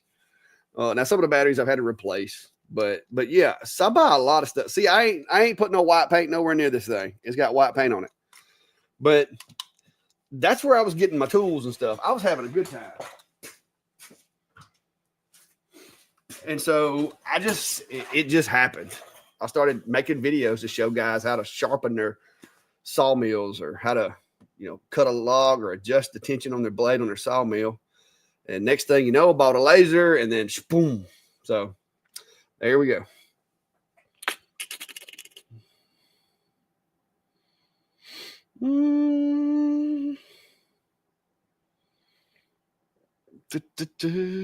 Distributed brands from but yeah, that's how it started. All this shop was built. I built it with my own hands. All those boards that you see on the wall still through there, all that 14-inch wide pine, I cut every board of that on my sawmill up there on the hill. Like that, the whole inside of this shop, all those wall boards come off my sawmill. And they were pine trees that I got. There was I think a lot of this came from, it was a tornado that came through and like it knocked a bunch of trees over. And I went around, man, people were getting, wanting to tell folks, oh yeah, we'll clean that up for $1,000. And I'd be like, hey, I'll take the log and get it out of your way. And then you can find somebody to clean the brush up. And they're like, seriously, you're going to take the log and not charge me? I'm like, heck yeah, if you let me have it. And so I'd back up in there and pull that log on my trailer and take it to the sawmill, unload it with the tractor, and there we go. So, yeah, it's Lance. I'm going to be honest with you. The sawmill is what really like because I had a tractor. Because I had a tractor, I had the sawmill, I got the land to lay the logs and put everything. I started just going and picking up logs and cutting up lumber, like making rough cut lumber. That's how I got started. And so I would sell like cedar slabs for mantles and oak pieces for mantles. And then people started coming to me wanting, the skins off of my cedars to make like deer plaques with for mounts, doing European mounts and stuff like that. And so then I was like, well, I want to make those European mounts and, I can like personalize them. I can engrave on there. the date of the harvest and where it was at and all that, have this cool like thing to put your European mount on. And so that's when I was like, you know what, I'm buying a laser. And so I went on Amazon, and I didn't even really have any money at that time. So I had some money, but it was coming, but I didn't quite have it. And so I just put it on my credit card and ordered it. And of course, Brandy didn't know I ordered it. I didn't really discuss it with her ahead of time. But the laser came in, and so I started making stuff with it. I started doing tumblers. I started like putting them on Facebook. The next thing I know, I got businesses wanting tumblers. And so I started making tumblers for these businesses. Well, it just kept spiraling, that and the sawmill and back and forth. And next thing I know, May's ordering from me. And now that 110-watt X tool, I can't keep up. Like, I'm sitting here spending all my day waiting on it to finish cutting. So I'm like, I need to do something. So that's when I ordered my 20-watt D1 Pro. And so then I had two machines. And then I'm like, okay, I'm cooking with grease now. And then it just, making the videos and stuff. Next thing I know, these companies start noticing the content and offering me machines. And it's just went from there. And that's where we are now. Tim, no, I haven't. I don't have much time to hunt these days. I went a week or so ago, right before I left to go to Vegas, because I've got one that I would really like to see in the woods, but I just don't have the time right now, because what I'm trying to do, you guys got to understand, I have been employed since I was 14 years old. I've had a job that I could go to and I could make money. It's a little nervous when you start talking about, hey, I'm going to retire and I'm just going to get this check from, the state every month. It makes me a little nervous. So I've been trying to build this and get it to where I'm a little more comfortable, that I'm going to be able to pay for my health insurance and make up a little bit of difference, because my retirement's not going to be exactly what I may bring home, which is just surprisingly close to my bring home pay, but I'm not going to be getting any insurance from the city. So I've got to get the insurance now. So that's makes me a little nervous, but my stove covers alone currently just my stove covers and cutting boards that the business customers here order.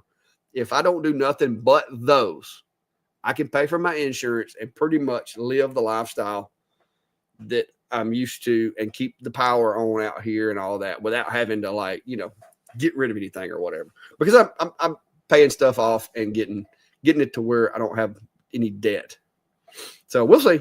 We're gonna work at it. I've never been one to quit or be scared to try something, so I'm gonna try it. Worst case scenario, I still have my CDLs. I have my Class A CDLs. I can drive a truck. I can haul rocks. I can run about any machine on the planet I can operate. Not much for picking up heavy stuff anymore, but I can pull levers. I can do networking, blah, blah, blah. I've got skills. So if I need to go back to work, I can. Hopefully it won't happen. Sam Craft said, have you tested the working area of your Omni 1? Mine had some drop off in the corners beyond 110 by 110. Yeah. Yeah, mine's kind of wonky on one side. Like one side, it does pretty good all the way out to the 150. But on the other side, I start getting rounded corners. But yeah, it's not. And like I said, for marketing purposes, most every laser, other than like the X tools and, but most of these guys right here, when I get them, there's a little bit of a discrepancy. The Monport, I can honestly say, I wish I haven't tested it. I don't know that I've tested it, but so far it seems like it'll about do what it says it'll do. But yeah, the com marker in two corners, it's a little like it'll round them off. Like it'll disappear in a couple of corners. So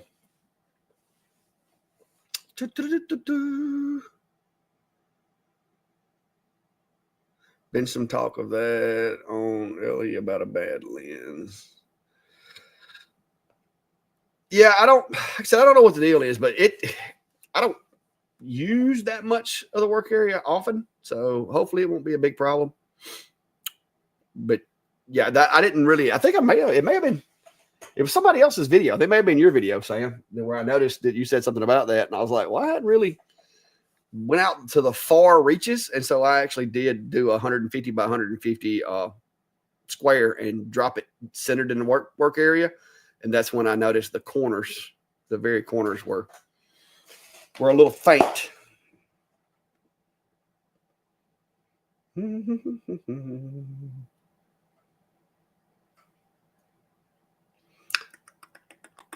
All right, questions, comments, concerns. We are an hour and 40 minutes into the live, guys. It's just me, so no pressure or anything. But if you hadn't already, please hit the like, follow, subscribe buttons. Steve's not with us tonight, but in the event that you're new to the live tonight, be sure to go over to Steve's channel and hit that like button. That's going to be Ventari's Workshop. He is with us in the comment section, or has been, and he's a little under the weather and he's out of town. So between the two, it would probably be quite the hassle. But we didn't want to miss a Sunday because so far the Sunday Night Live has been on for, oh Lord, 110, I think, episodes, and we didn't want to fumble the ball 110 in, and so here we are. And Steve was here briefly.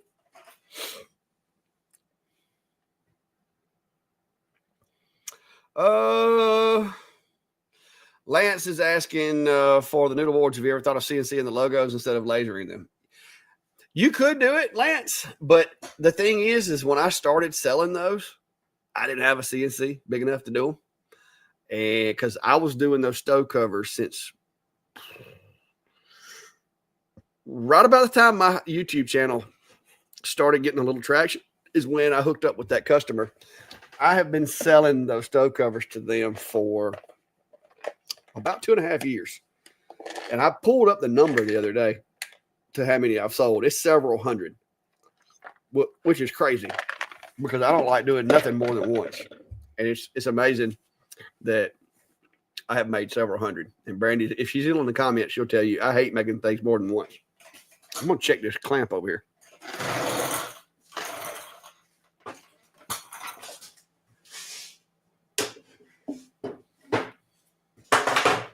Woo-hoo!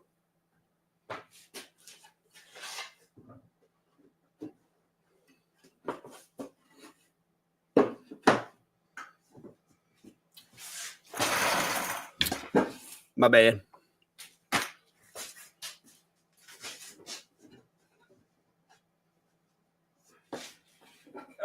Nope.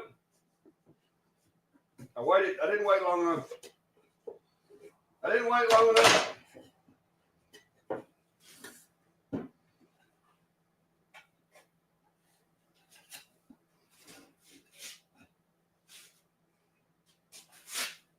That's a little. Oh, that other one didn't go in all the way. Stand by.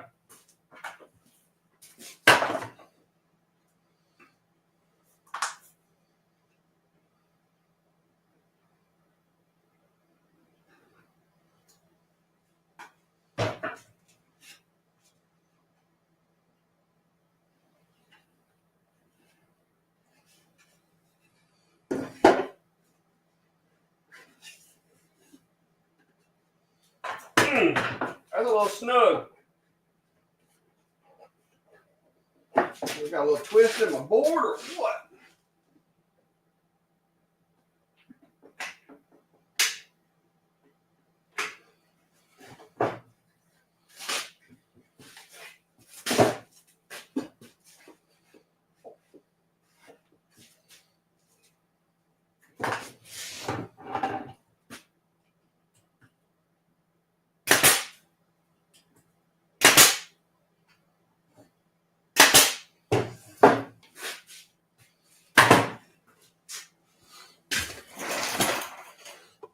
I had to wait. I may end up having to redo that. Maybe not. I hate those freaking brads. Yeah, I plan on staining it. That's actually my prototype. Hopefully it'll work out. If it don't, then I got plenty of lumber stood up against the wall over there to redo it. So we'll see. We'll see. See, I ain't the only person that thinks you'd be a good fit there, Sam. I don't know about every week. He might get tired of me and Steve after every week, but we'll try to work on that. If I can get him to maybe he can send me an email, let me know what Sunday he wants to attend, and we can work on that because there's lots of questions I have for him too. I watch a lot of his video because he has more than one channel. I don't know if you guys know about it or not, but I found his other channel. So.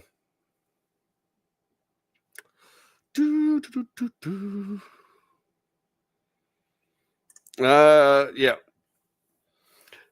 Sam said he almost repaired from when he flooded his whole shop, had a faulty barb fittings inside it, causing hoses to randomly disconnect.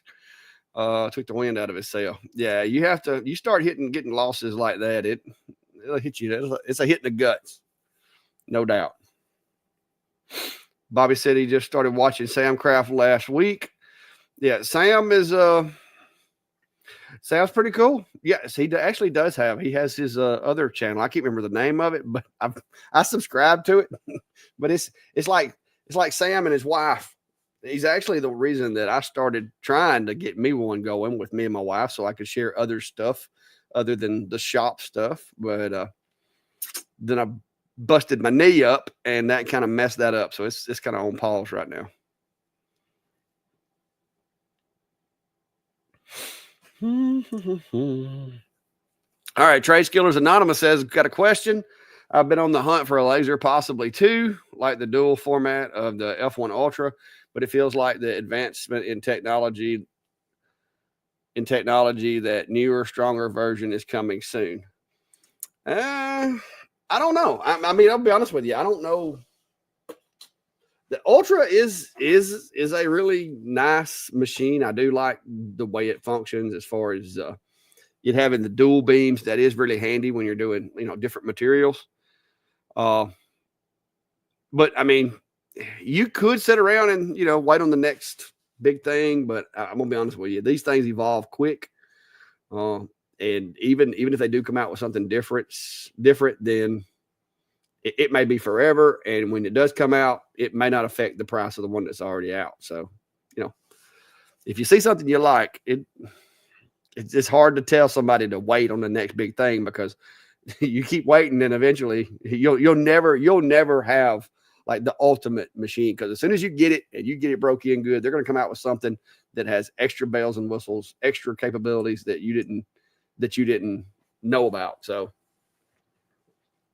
but yeah. So, hey, if you see something you like and if you think it fits your budget and your shop setup, then feel free. Go ahead and get that. Dude, you can come hang out. I'll send you a link. You can come show your head in here if you want. Because I'm just trying to keep it going for at least another 12 minutes. But yeah.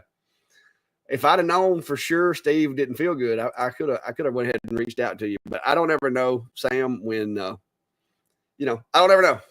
But shoot me an email, or I can shoot you an email.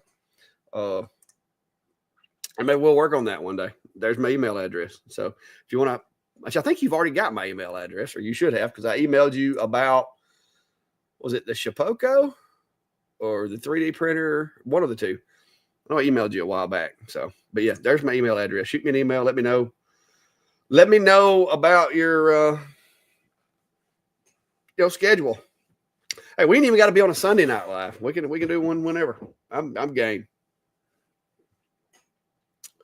As long as it ain't Monday through Friday, 8 to 4, because I'm generally at my other place of employment currently. For 262 more days anyway.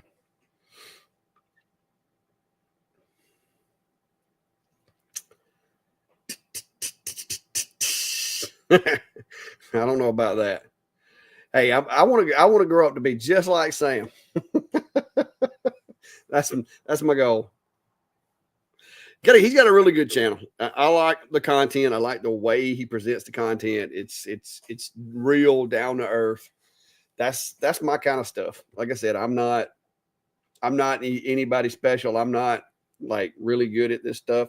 I just put a camera up in front of me, and if people like it, if they want to watch it, they watch it. If they don't, then okay, keep, there's lots of different content. There's lots of different creators with different accents and different styles. So, you know, the ones that like me, I appreciate it. But the ones that don't, then, you know, that's cool too. No hard feelings.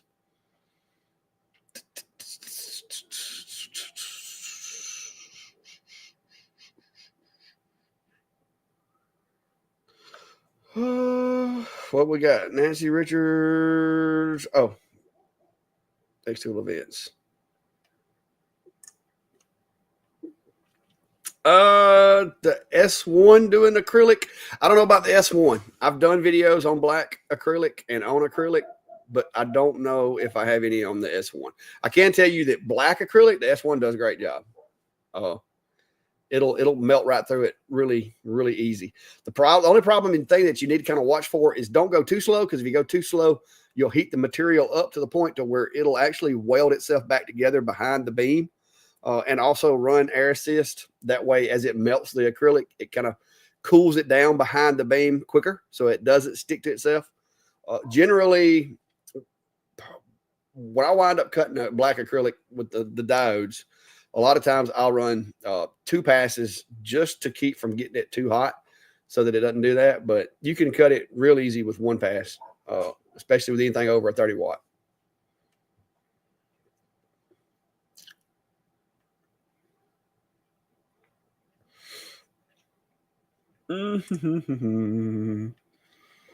Lance is saying, I would think getting a 50 to 60 watt fiber would be better than a 30 or so dual machine.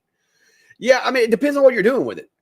If you're wanting to engrave metal and do it like really deep, like 3-dimensional type engraves in metal, then absolutely you're going to get bigger than a 30 watt machine. If you're just wanting to do random like designs and light engraving on metals, and you're wanting to maybe do some deep text on a couple of pieces, a 30 is plenty. It depends on the case use that you're going after. And of course your budget as well, because you go start talking about a 50 to 60 watt fiber, the price is going to go up a lot. And then you've only got a fiber, you don't have the blue diode capability. So, I mean, there's a lot of things to weigh, but not one machine's not the answer for everybody. You got to figure out your case use, your room that you have for it, your budget, your level of experience with the machines. Because one thing I will tell you is, and Sam can vouch for me on this, these machines right here, you have to calibrate the lens correction. There's a lot of different, like the timings for the diode where it turns on and turns off as it's going back and forth, or for the laser. There's timing settings.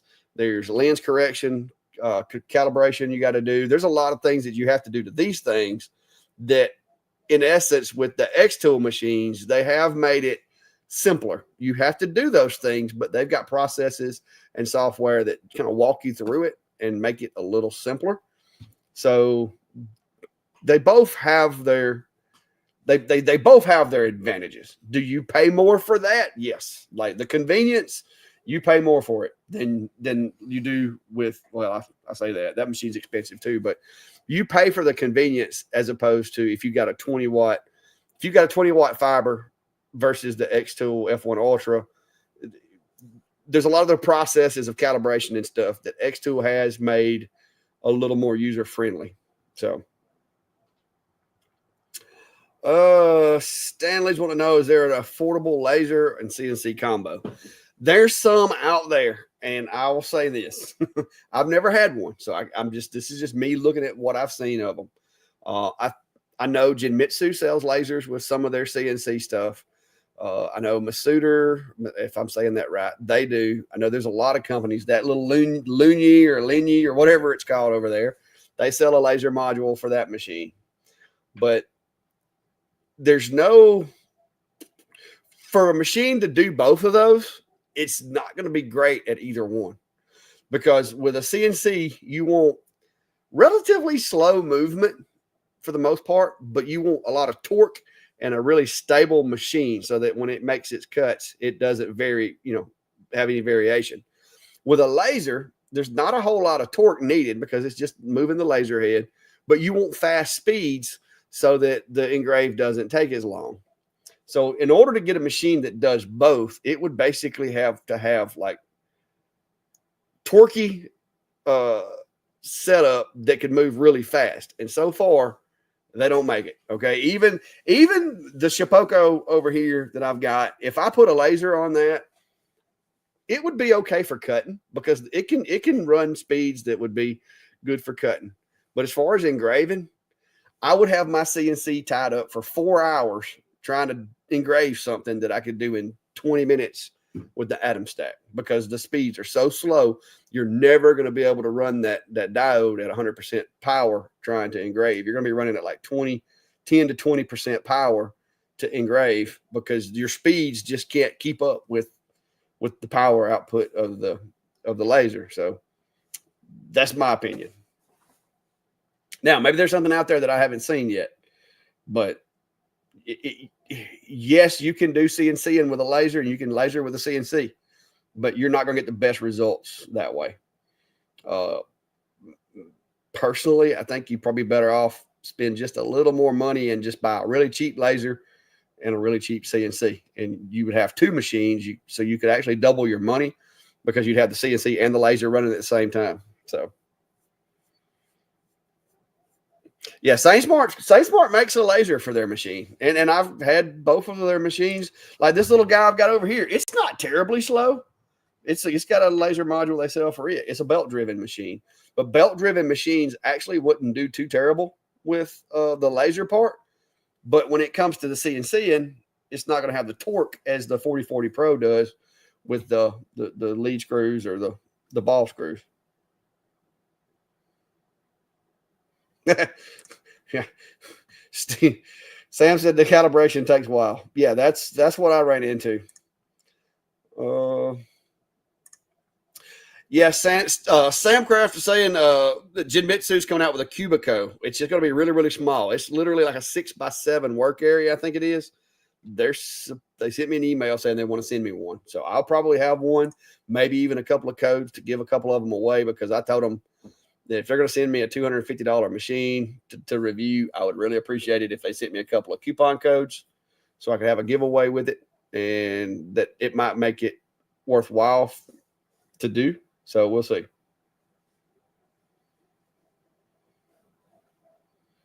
There's another fan, Sam. See there? A lot of you folks are over here.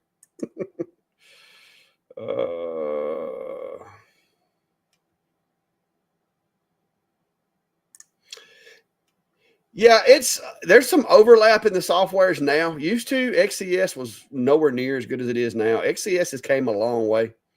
And the fundamentals, once you learn the fundamentals and what matters as far as settings and stuff, it's a lot. It does make the transition easier. And that's why I tell people, if you get an X tool, run XCS until you master it or you get, to want to do more complex stuff and then switch over to Lightburn. Because XCS, you can do the basic stuff that you're going to do starting out really easy with XCS, especially with the new AI and all that they've incorporated into it.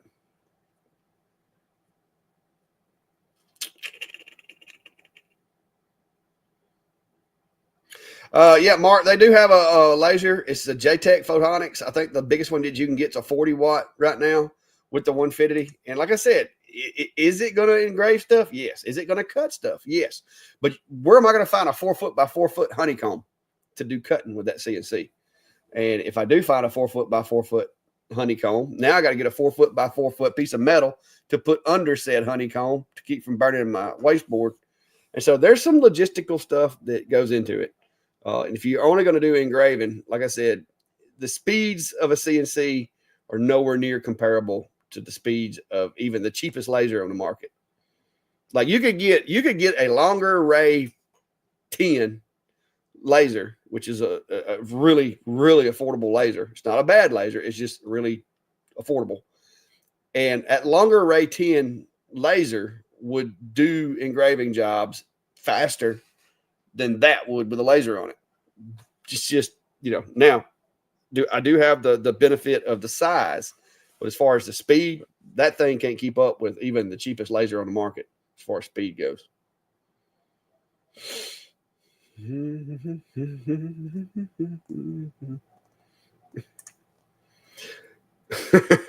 Clash Shack has way too many toys. No, it's really not. I try to keep them beat down. Like I said, I have Klein comes by periodically and picks up any leftovers. And like I said, I have fun with them. I try to use them, as many of them as I can, as often as I can. But I do have a lot of fun with them.